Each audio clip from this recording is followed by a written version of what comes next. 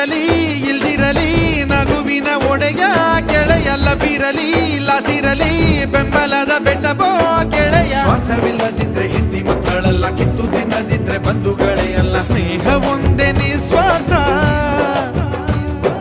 ನಮ್ಮ ಮನ ಮುಚ್ಚು ಬಟ್ಟೆ ಕಳ್ತಿ ಬಿದ್ರೆ ಎಷ್ಟು ಬೇಗ ನಾವು ಎಚ್ಚರಾಗುತ್ತೀವೋ ಅಷ್ಟು ಬೇಗ ಧಾವಿಸಬೇಕು ಒಬ್ಬ ಗೆಳೆಯನ ಕಷ್ಟಕ್ಕೆ.